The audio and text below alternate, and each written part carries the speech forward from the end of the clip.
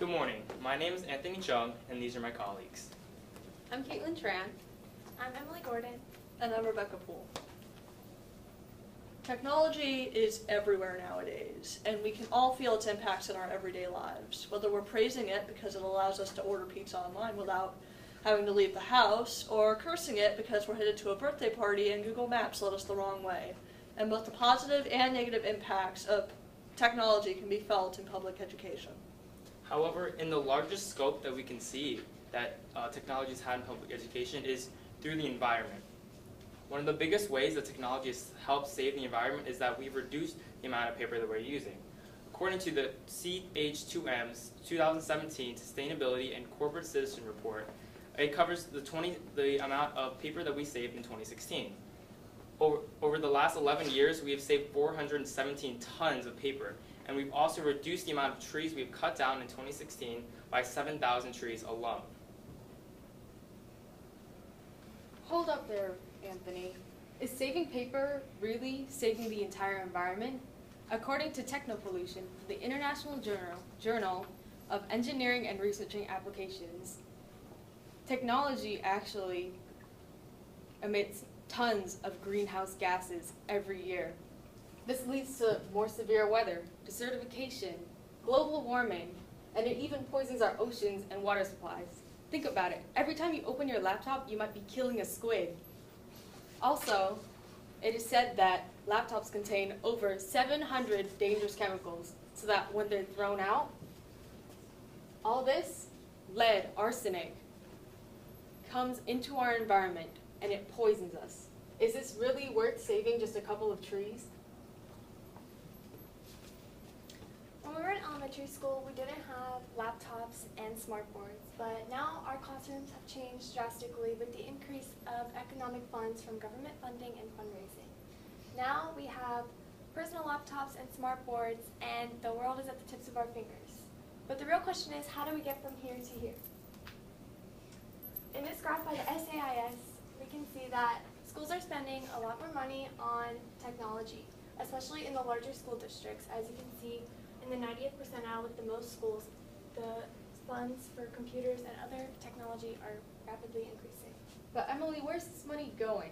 Well, as a result of this, in this graph by the National Center for Education Statistics, student GPAs are only on the rise with the new transition to technology in the classroom. But the hard part of switching to technology can be finding the money for these resources. But brands such as HP and Apple enjoy having their computers in the classroom because this is technically free marketing for them. So then you will later want to go and buy a computer that you'll refer to your school computers. So therefore, they provide free resources or resources at a cheaper price.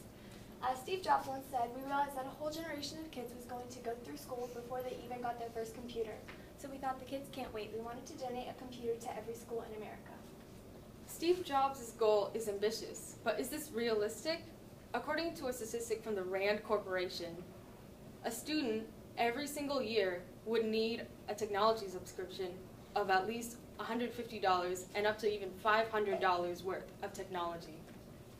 While this transition is very pricey, brands are offering wholesale deals, discounts, and insurance policies to make this transition to digital technology a lot easier on the school's pockets.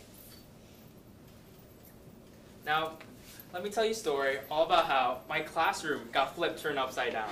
And let me take a minute, just sit right there. I'll tell you how I became the prince of a town called Lake Nona High School. But as you can see, that the technology in our classrooms really does relate to how the Fresh Prince of Bel-Air flipped this whole world upside down. The concept of flipped classrooms has become more prominent in our world today.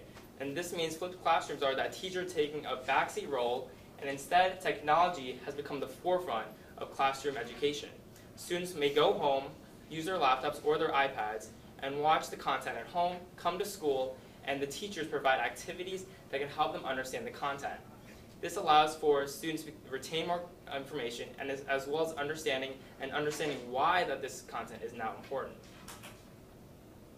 Also, they have been implemented many different types of games as well as interactive activities to help students become more engaged with the content, such as Classcraft or Kahoot. If you're playing a Kahoot game in math and math's your worst subject, you're still going to try your hardest to get those extra credit points if you get first place. And even if you don't understand or you don't even realize it, you are learning the content. There are also ways that technology has brought students together. It's become more collaborative in the classroom with things like Google Docs or Google Slides. Students have been able to communicate at home many miles away and work on the same project, as well as making sure that students do their work and complete it on time. However, Anthony, while it is true that technology has brought about many major changes in how the classroom is run, these changes have brought about difficulties of their own. Oftentimes, teachers have to spend more time learning how to use this technology in the first place than actually using it to teach students. And even when they do know how to use the technology can still be prone to errors, as you can see right here.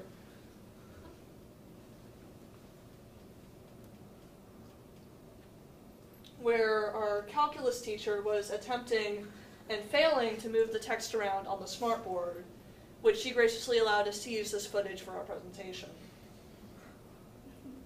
In addition, technology has also made it easier for students to cheat.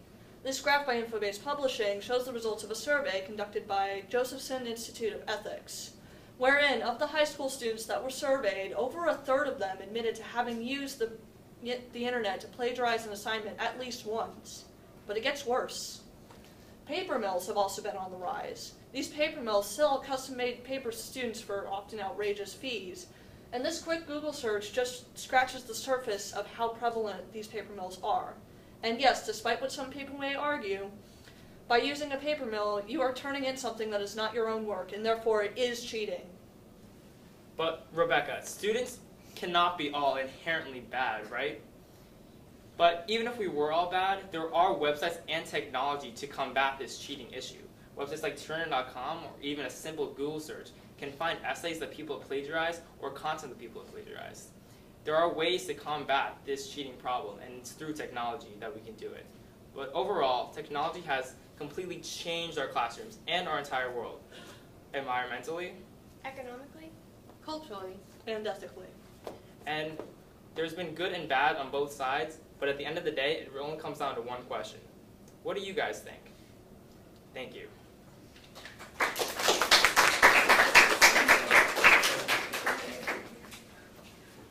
All right, guys, let me go through questions. We'll start with you, Anthony, up first. How did working as a group help with your own personal research? I think working as a group, we were able to sort of support each other as we did our research, finding facts in other articles that we found interesting or that we felt that could apply to anyone else's scope. Even through our presentation, we wanted to make sure we knew each other's content as well, which is why we branched through different types of content, even if it wasn't our own paper. And this really helped us to work together even on our own individual projects. All right. Rebecca.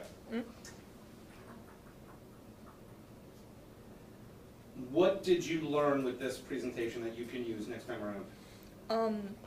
I learned that sometimes it's okay to change the topic of the focus that you're using.